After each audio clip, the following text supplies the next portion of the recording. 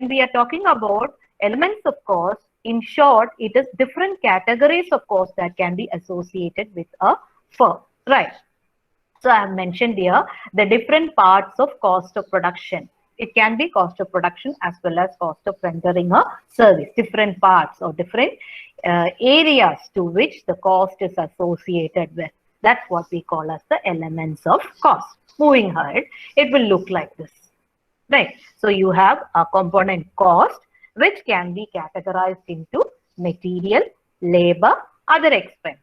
This picture should be there in your mind till the end. Even when you finish your studies and go ahead, when somebody talks about cost, this picture should come into your mind. Okay. So it has three components primarily. One is material, labor, other expense. Now this is applicable to a manufacturing company. When your organization, what you have or what you are dealing with is a service industry, this material will not come. The nature of cost would be slightly different. Of course, maybe little minor material cost would be there, but the major may be going for labor because it is a human human capital emphasis business, or it is more of into recruiting and using of human capital. So the structure would be little different, but we are actually looking from a manufacturing concern. Then you will have a lot of material cost. Major part would be material supported by labor and the expense. So the first three elements would be material, labor, other expenses. Right? Then that material itself can be categorized into direct and indirect. Same as the case, labor also can be categorized into direct and indirect. Other expense also can be categorized into direct and indirect. Right. Now, what is direct? Any expense that is directly identifiable with a product or service can be called as a direct expense. Any expense. Right. Say, for example, the most easier one would be when I am going with the production cost. My raw material cost, which is incurred by me for producing a particular category of product, would be my direct material cost. Right. But if I have other material expense, which is not directly identifiable with that particular product, which is not exclusively bought or used for that particular product, that can be brought under the category of indirect material cost. Say, for example, I'm going with production. My machinery, my packing machinery is used for packing different product categories. Different what? I repeat, I have a machine which I use for my packing purpose. Right? And this machine is not used exclusively for this production. It is used for all the products with whatever I am producing in my factory, in my premise. Right. So automatically the oil, a machine, it is understood that need require regular oiling. The oil or other accessories which are used for this, for maintaining this machine, cannot be exclusively identified for a particular product. It is useful or right. In general course, it cannot be identifiable with a particular category of product. In that case, that oil expenditure, that maintenance expenditure will be coming as my indirect expense. I hope that is clear. Right. So that is why every expense can be categorized into direct and indirect expense. Direct is something which is directly identifiable with a particular category of product. Whereas indirect, it is not identifiable with a particular bunch of category or group of products. It is used commonly for the entire factory operations.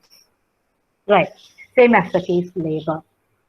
Maybe I will have workers appointed exclusively for my production process, for the product, for producing a particular category of product. That will be my direct labor. But at the same time, I might be having a supervisor to the entire factory operation. He is not looking into the production of one product. the entire factory operations. In that case, that will be put under the category of indirect, or they can be a proportionate allocation to my, if it is identifiable, proportionate allocation to my direct expenses. That we will learn in future. Expense also, those which are directly identifiable with a particular category of product or service, that will be called as my direct expense, and that which cannot be identified will be brought under the category of my indirect expense. So I have three elements. You have to remember this picture always. I have three elements: material, labor, expense. Right. Other than material and labor, whatever expense incurred to me, that will be brought under the category of other expense. Right. Each of this can be categorized as direct and indirect. Now the next one, what I'm going to talk is about overhead. All the, you can see this line. All the indirect expenses when clubbed together, that will be called as overhead. I will occasionally ask all these in our class. So learn this through a proper understanding. Don't by heart it. Okay. So all my indirect expenses clubbed together to form the overhead expense. Overhead, that is called as my overhead. Okay. And overhead again can be classified into my production overhead, administration overhead, selling overhead, distribution. Primarily, there are many subdivisions to that, but primarily there would be production overhead, administration overhead, selling overhead, and distribution overhead. Now, coming to the production overhead. All the indirect expenses that are associated with the production activity or rendering of primary rendering of a service would be brought under my production or works overhead. Now, anything that is connected with my administration aspect, any indirect expense that is connected with my indirect administration aspect, say for example, as I said earlier, supervisor salary or factory manager salary or maybe timekeeper salary. All these can be brought under my administration overhead, indirect expense. Now, all my indirect expenses which have incurred for selling my product, for selling my, exclusively selling my product, can be brought under my selling overhead. Say, for example, commission, or maybe some samples which I had given for promoting my product. All that will be brought under the category of selling overhead. Distribution overhead primarily includes all expenses, indirect expenses, all expenses which are incurred in taking the product from factory premises or production center to the service center, to the ultimate consumers. It can be to the retailers, it can be to the wholesalers. So that is primarily it includes taking this to the ultimate consumer. All my expense which is incurred in taking this, maybe my transportation expenses, all that would be coming under the overhead category, right? So I once again just help yourself to picturize this in your mind. Cost. Okay, cost can be classified into three: material, labor, and other expense. These are otherwise called as elements of cost. Each element can be categorized into direct and indirect. All indirect elements, all indirect costs combined together to be called as overheads, right? Overheads can be broadly of production overhead, administration overhead, selling overhead, as well as distribution overhead. Let's picturize this. We are moving forward. Now, as I said, I put the keywords here in red. Those which can be directly identified in a product, conveniently measured and charged to the product, those expenses will be coming under direct material cost. Okay, direct material cost. So they can be directly entered into your cost sheet. That can be directly identified. It includes the raw material cost, raw material that is purchased specifically for that job, or maybe to that process, or maybe to that product. Okay, and you can also include, in many cases, you can also include the primary packing material. Primary packing materials that are used for packing the product to make it convenient for the customer, to the consumer to handle it. All that will be part of your material cost. Okay, moving ahead, direct labor, again I have put in red, which you have to write as your answer for your exam. If somebody asks, write a note on direct labor. First sentence that could come is, that labor which can be conveniently identified or attributed wholly to a particular job, product, or process. See, as I said, no, those workers primarily engaged for the manufacturing of a particular category of product. Right. So we categorize that as direct wages. Right. And as an explanation, those laborers who have no, who have been aiding in the manufacture of a particular product or rendering of a particular service will be brought under the category of direct labor. Now moving ahead, overhead. Overheads, the aggregate of the cost of indirect. In that, of course, you have some indirect expenses also. Direct labor, you have direct expense also, which can be directly attributable to a particular product process, to a particular product. That also would be, no, say for example, electricity exclusively used for the production of a particular product.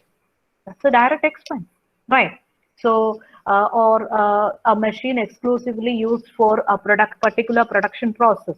So the expense incurred for maintaining that machine, that can be your direct expense, right? So you have direct expense also along with that. Now going with indirect expense, as we said, overhead.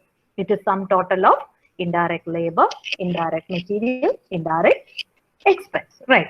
All expenses other than the direct expense. That's a key, short keyword. All expense other than the direct expenses.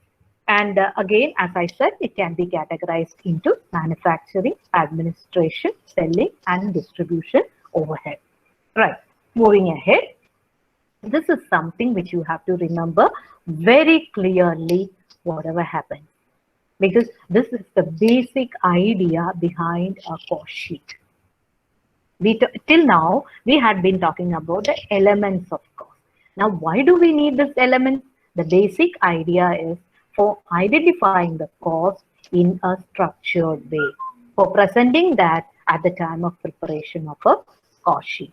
So, as I introduced the word prime cost, it's nothing but this you have to by heart through understanding.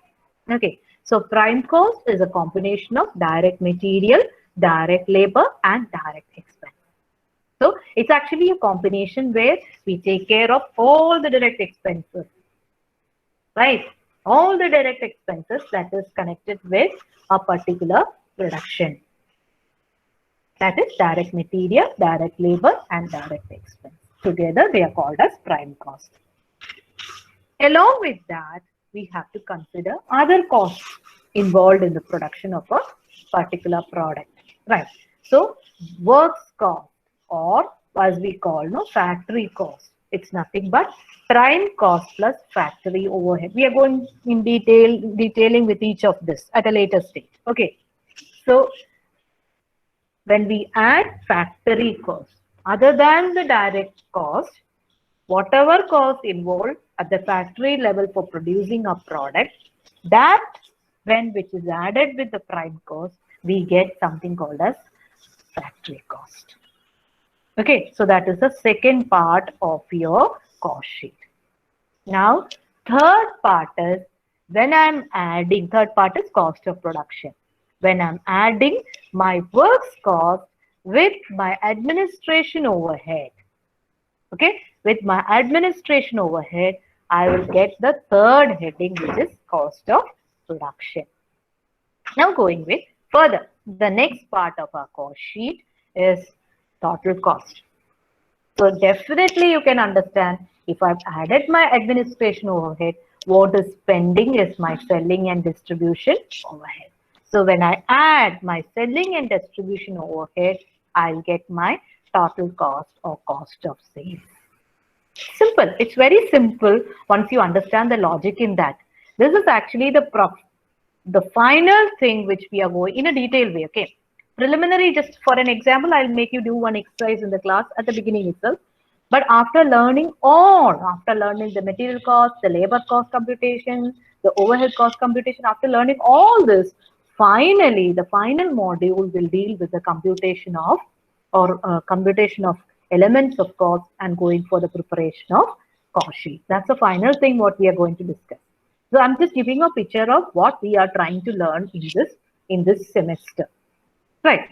So total cost is nothing but cost of production plus selling and distribution cost. Finally, we should know and arrive at whether our firm is making a profit or loss. Right. So it's nothing but final part is sales. When we add profit, okay, when we add profit, we will get sales value, or it can be sales minus cost of sales, which will give you the total profit or loss. If cost of sales is higher than the sales revenue, automatically it is a loss. If sales revenue is higher than the actual cost incurred, it will be profit. Just a simple thing which we have already learned. Right. So this is actually the components of our cost sheet. I repeat, the first part, which is prime cost, is nothing but direct material, direct labor, and direct expenses. Okay. Now the second part is when we add to this prime cost our factory overhead, we get factory cost. Now we know the meaning of overhead. Overhead is all about indirect expense. Right. When we add to factory cost our cost of production, that is works cost plus administration overhead, we will get our cost of production. So we get works cost, to that we add our administration overhead to get cost of production. Now we know what is left is selling and distribution. Selling and distribution expense, we will get cost of sales or total cost, the total cost. Now what is left is finding out the profit or loss. You might think how simple it is. Really it is simple. What you just have to understand is the logic in that. Okay. The difference between that will give you profit or loss. Now profit is a condition where our sales revenue is more than our cost. And loss is a condition where our cost is more than our revenue. That's it. This is actually a element, or this is actually the structure of a cost sheet. Now going further, I'm just briefing what is manufacturing or production or work overhead. It's very simple. Anything that is connected with the production process, which is indirectly, may not be directly related, that will be brought under the category of manufacturing or production or works overhead. See, I've put few examples. That would be your depreciation, right? It is not directly connected with your production, but it is occurring. So depreciation can be there, insurance can be there, maintenance of plant and machinery. I repeat, maintenance of plant and machinery, which is common. It is not directly related to that particular task. That can be one. Then it can be your fixed expense. All these can be coming under the category of fixed expense for maintaining a fixed asset. All that can be coming under the category of your manufacturing or production overhead. Going with further, administration, salary. I have given an example of supervisor's expense, right? So salary of a supervisor, rent of the building. You have hired the whole building, factory building, for producing different category of products. It's not attributable to that particular single category of product.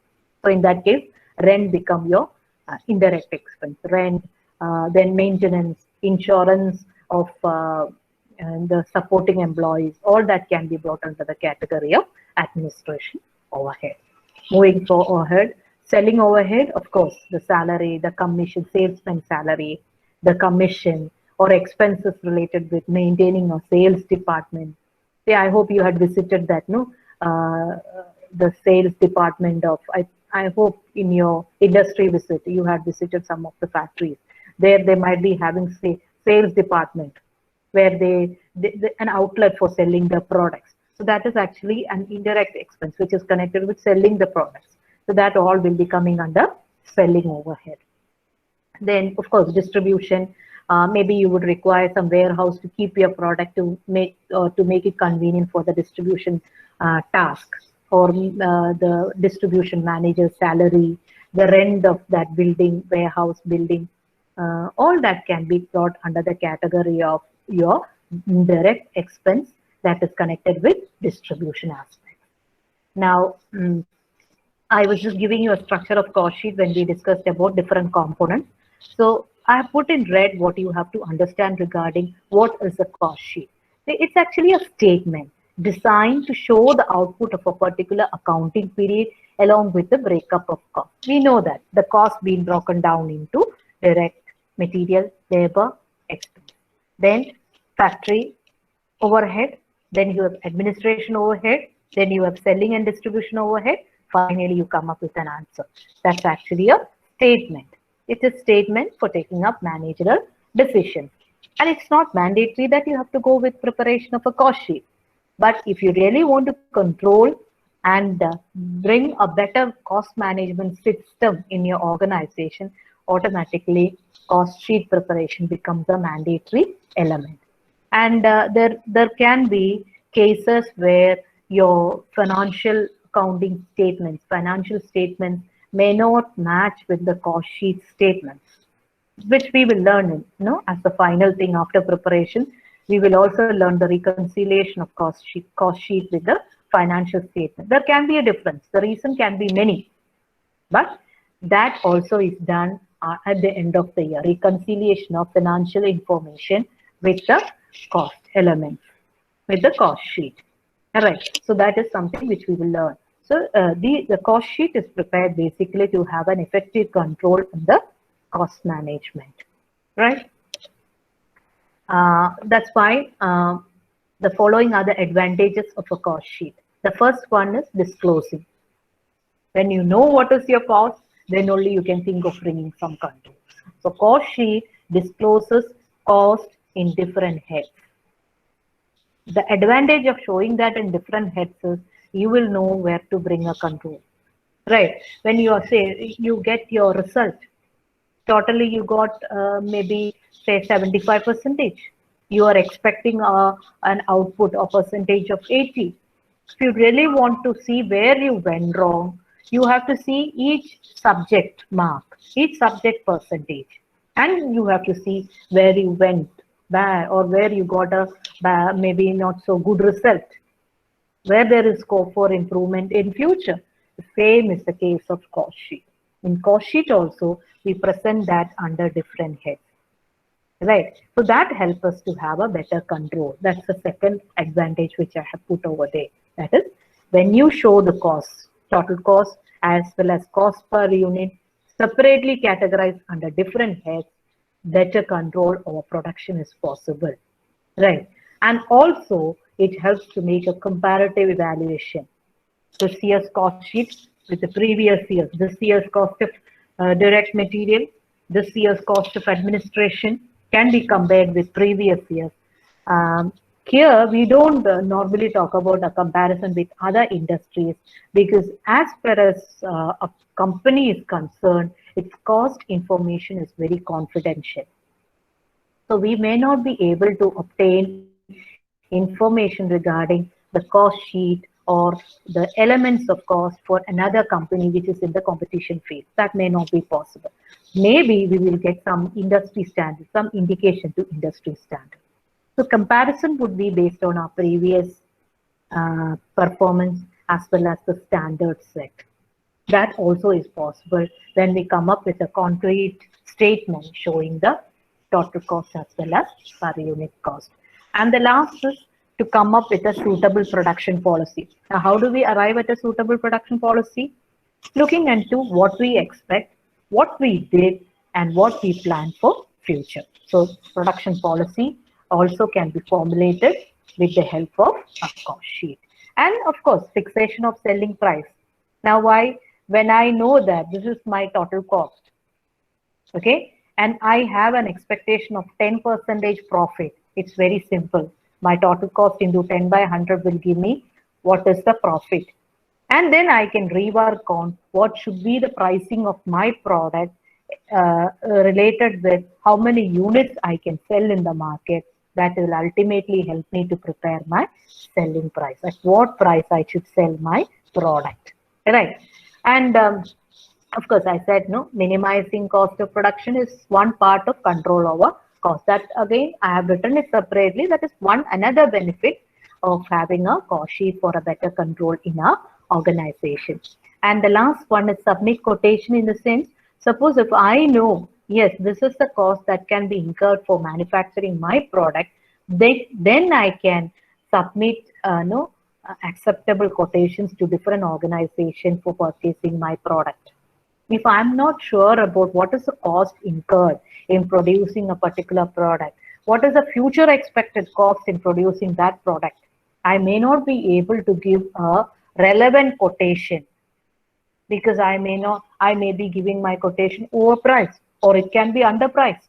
Right. If I have to give a competitive quotation to my suppliers, to my maybe prospective purchasers, or to my prospective customers, I should be in a position to know what is my cost, actual cost, which I'm going to incur when I go with the production process. That can be made meaningful by preparation of a cost sheet. So all these are the primary advantages of preparation of a cost sheet. Quickly, I'll just show you one cost sheet model and stop in today's class. Tomorrow's class will start with your discussion, your intake of what we had discussed in our today's class. Okay, so this is our form of our cost sheet, where these three components, we have the first part, which is our direct material, direct labor, direct expense, right? We'll put the total cost as well as per unit cost, where number of units is given, or where we know what are or how many units are involved in that particular cost factor. Then primary cost, prime cost, it's the total of direct material, direct labor, direct expense. And when we add works overhead with that, we will get works cost, right? And when we had administration overhead with works cost, we will have cost of production. And when we add selling and distribution overhead to our cost of production, we will have total cost or cost of sale. And we add profit, then it is sales revenue. And if it is a loss, it will be the reverse, right? Because your cost will be higher than your revenue. So this is the format of a cost sheet.